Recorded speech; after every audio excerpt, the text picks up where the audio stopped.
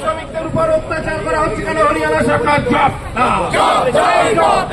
শ্রমিকদের উপর অত্যাচার চলছে কেন? হরিয়ানা সরকার জব না। নামবে গোরক্ষার নামে গেরুয়া তাণ্ডব মানছি না, মানবো না।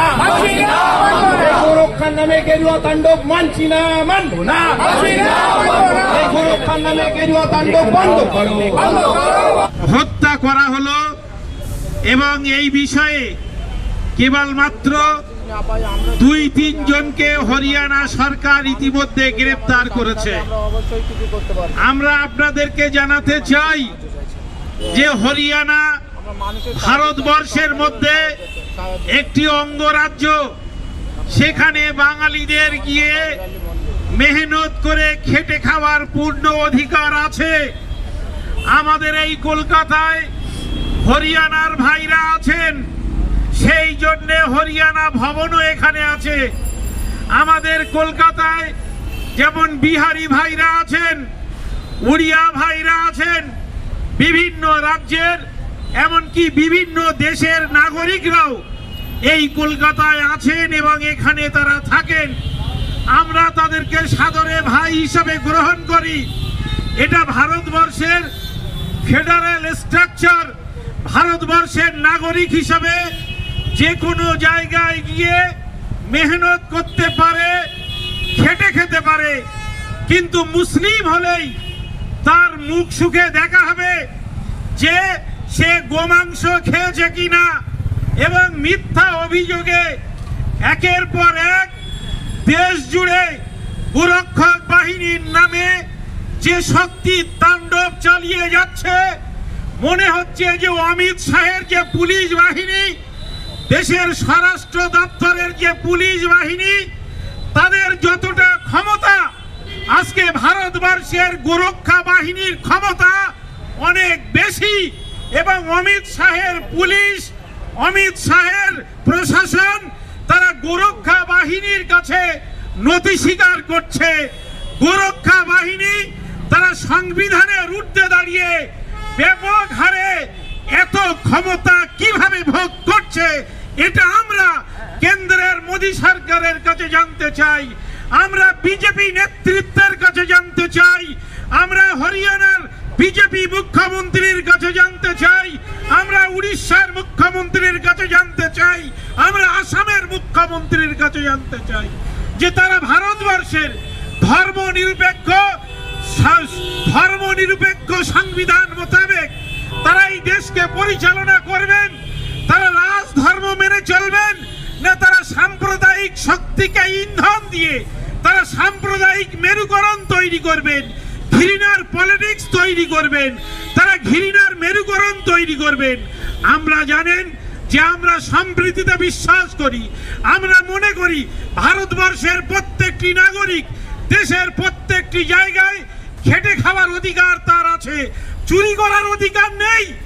কিন্তু আজকে দেশ জুড়ে যারা চুরি করে তাদের অনেক বেশি নিরাপত্তা, যারা রাহাজানি করে তাদের অনেক বেশি নিরাপত্তা, যারা আরজিকর হাসপাতালের মতো জায়গায় নিন্দনীয় কান্দা কাজ করে, অপরাধ করে, তাদের অনেক বেশি প্রশ্রয় দেওয়া হয়। কিন্তু যারা মেহনত করে, যারা পরিযায়ী শ্রমিক, তাদের মারলে কোনো শক্তি তাদের পাশে এসে দাঁড়ায় না। আমরা যেমন আরজিকর হাসপাতালে যে কাণ্ড ঘটেছে তার শুধু নিন্দা করিনি, তার নিন্দা জানানোর ভাষা নেই। আমরা মনে করি দীর্ঘদিন অপেক্ষা না করে ওই অপরাধীদেরকে চিহ্নিত করে ওদেরকে শ্যামবাজার 5 মাথার মাথায় ওদেরকে ফাঁসির কাঠে ঝোলানো দরকার, এটা আমরা মনে করি। তবেই এই ধরনের নারকীয় ধর্ষণ এবং হত্যাকাণ্ড বন্ধ হবে। কিন্তু আমরা ভেবেছিলাম সিবিআই এসেছে, কয়েকদিনের মধ্যেই সেখানে অপরাধীদের চিহ্নিত করে অপরাধীদের বিরুদ্ধে কঠোর ব্যবস্থা নেওয়া হবে। কিন্তু দেখলাম সিআইডির যে তৎপরতা, এসআইটির যে তৎপরতা, তার থেকে সিবিআই এখন জেগে আছে না ঘুমিয়ে পড়েছে সেটা বোঝা যাচ্ছে না।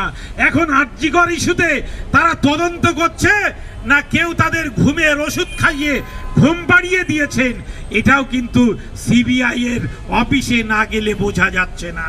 তাই আমরা মনে করি যে আমরা ভারতের নাগরিক হিসাবে প্রত্যেকটা জায়গায় প্রত্যেকটা বিষয়ে প্রতিবাদ করার আমাদের দায়িত্ব। কিছুদিন আগে আপনারা জানেন আমরা কটক ভবনে গিয়েছিলাম, যখন উড়িষ্যায় পরিযায়ী শ্রমিকদের উপরে সেখানে হামলা চলছিল। কটক ভবনে গিয়ে আমরা প্রতিবাদ করেছি এবং সেখানে বাঙালি পরিযায়ী শ্রমিকদের নিরাপত্তা চেয়েছি। তারপরেও আপনারা জানেন যে বাঙালি পরিযায়ী শ্রমিকদের উড়িষ্যা থেকে ফিরে আসতে হয়েছে।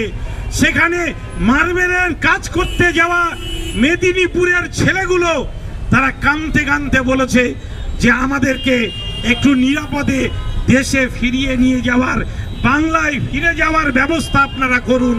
আমরা উড়িষ্যায় থাকতে পাচ্ছি না, আমরা যেখানে কাজ করছি সেখান থেকে বার হলেই হয়তো আমাদেরকে হত্যা করা হবে। প্রাণের ভয় প্রত্যেকটি মানুষের আছে। ভারতবর্ষের নাগরিক আজকের মোদী রাজ্যে এসে, মোদীর শাসনে এসে ভারতবর্ষের নাগরিক দেশের বিভিন্ন জায়গায় নির্ভয়ে ঘুরে বেড়াবেন, এই নিশ্চয়তা মোদী সরকার দেশের সাধারণ জনগণকে দিতে পারছে না, দেশের সাধারণ মানুষকে দিতে পারছে না। তার কাছে সমাজকর্মীরা টার্গেট, মোদী সরকারের কাছে, বিজেপি নেতৃত্বের কাছে, তাদের কাছে দেখা যাচ্ছে সাংবাদিকরা টার্গেট, বুদ্ধিজীবীরা টার্গেট, সমাজকর্মীরা টার্গেট, বামপন্থীরা টার্গেট। যারা সাম্প্রদায়িকতার বিরুদ্ধে বলে তারা আজকে নরেন্দ্র মোদী সরকারের কাছে টার্গেট হয়ে দাঁড়াচ্ছে। ফলে আমাদের ঐক্যবদ্ধভাবে লড়াই করতে হবে। আমরা একের পর এক গোরক্ষক বাহিনী যে তাণ্ডব দেশ জুড়ে চালাবে তাকে আমরা বরদাস্ত করব না। তাই নরেন্দ্র মোদী সরকারের দায়িত্ব দেশে অবিলম্বে এই গোরক্ষা বাহিনীকে অবশ্যই খুব তাড়াতাড়ি ও অনতিবিলম্বে তাদেরকে নিষিদ্ধ ঘোষণা করতে হবে। যারা যারা সংবিধানের ঊর্ধ্বে দাঁড়িয়ে দেশে সাম্প্রদায়িকতা বিস্তার ঘটাবে, যদি গোরক্ষক বাহিনী হয় তাহলে তাদেরকে সংবিধানের ঊর্ধ্বে প্রশাসনের থেকে বেশি ক্ষমতা তারা ভোগ করবেন।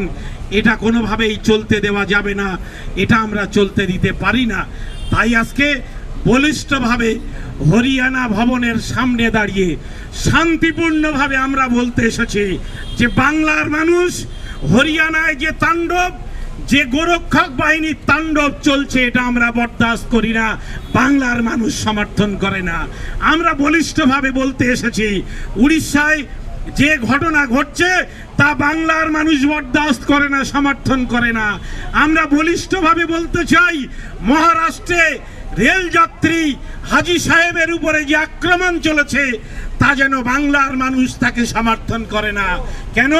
বাংলা হচ্ছে কাজী নজরুলের বাংলা, বাংলা হচ্ছে কবিগুরু রবীন্দ্রনাথ ঠাকুরের বাংলা, বাংলা নেতাজি সুভাষচন্দ্র বসুর বাংলা, বাংলা স্বামী বিবেকানন্দর বাংলা। ফলে এই বাংলা কখনো সাম্প্রদায়িক শক্তিকে স্থান দেয় না, সাম্প্রদায়িক শক্তিকে কখনো মদত দেয় না। তাই প্রতিবাদ করার জন্যে আমরা এখানে এসেছি। আমরা হরিয়ানা মাননীয় মুখ্যমন্ত্রীর কাছে একটি স্মারকলিপিও আমরা হরিয়ানা ভবনে গিয়ে দেব যে অবিলম্বে যাদেরকে গ্রেপ্তার করা হচ্ছে তাদের সঙ্গে আরও যারা জড়িত আছে তাদেরকেও শাস্তি দিতে হবে। শুধুমাত্র কয়েকজন মিলেই যেই হত্যা তাণ্ডব চালিয়ে যাচ্ছে তা নয়। আজকে হরিয়ানার বুকে যে সাম্প্রদায়িক শক্তির মিছিল বার হয়েছে বিগত দিনে তা পুলিশের কাছে আছে, আমার আপনার কাছে সাধারণ মানুষের সোশ্যাল মিডিয়ায় আছে। হরিয়ানাতে বলা হয় যে ওখানে কোনো মুসলমান দোকান দিতে পারবে না, কোনো মুসলমান ব্যবসা করতে যেতে পারবে না, কোনো হিন্দু ভাই কোনো মুসলমানকে দোকানের কর্মচারী হিসাবে গ্রহণ করতে পারবে না। এটা ভারতবর্ষের রীতি, এটা গান্ধীর ভারতবর্ষ। যে ভাই এই গান্ধী তো কখনোই চাননি যে এই ভারতবর্ষে এই ধরনের তাণ্ডব কখনো চলবে। ওরা হিন্দু না ওরা মুসলিম, জিজ্ঞেসে কোনজন? কাজী নজরুল বলেছেন ওরা হিন্দু না ওরা মুসলিম, জিজ্ঞেসে কোনজন? কান্ডারি বলো ডুবিছে মানুষ সন্তান মরমার। এটা আমরা মনে করি যে আমরা ভারতবর্ষের নাগরিক, আমরা প্রত্যেকে একে অপরের ভাই। অতএব প্রত্যেকের নিরাপত্তা, প্রত্যেকের খাদ্যের অধিকার, প্রত্যেকের পড়াশোনার অধিকার, প্রত্যেকের অন্ন বস্ত্র বাসস্থানের যে অধিকার, সে অধিকারকে আমাদের সুনিশ্চিত করতে হবে। এটা আমাদের দায়িত্ব, এটা আমাদের কর্তব্য। আমরা ভারতবর্ষের নাগরিক হিসাবে মনে করি ওরা হিন্দু না ওরা মুসলিম, ওরা খ্রিস্টান না ওরা ইহুদি, ওরা বৌদ্ধ না ওরা শিখ, এটা আমাদের কাছে বড় প্রশ্ন নয়। আমরা মনে করি ভারতবর্ষ বিবিধের মাঝে যে মিলন মহান, সেটার ঐতিহ্য বাঁচিয়ে রেখে এ ভারতবর্ষকে একটি মিলন ক্ষেত্র হিসাবে গড়ে তুলতে হবে। এটা আমাদের সবার প্রতিজ্ঞার টার্গেট হোক। যারা এই মহামিলনের স্থানকে কোটাণ্ডবের মধ্য দিয়ে, নিরীহ মানুষের হত্যার মধ্য দিয়ে যারা এই মিলনের মহাস্থান ভারতবর্ষকে মেরুকরণ তৈরি করতে চায়, সাম্প্রদায়িক মেরুকরণ তৈরি করতে চায়, যারা মন্দির মসজিদের রাজনীতি করতে চায়, আমরা তাদেরকে ঘৃণা করি। আমরা মনে করি যে আমাদের ঐক্যবদ্ধভাবে আমাদের এই অপশক্তির বিরুদ্ধে সকলকে ঐক্যবদ্ধভাবে, জোটবদ্ধভাবে আমাদেরকে তাদের বিরুদ্ধে লড়তে হবে। এই কথা বলে আমি আপনাদেরকে ধন্যবাদ জানাচ্ছি। আমাদের বিভিন্ন জায়গা থেকে কর্মীরা আসছেন,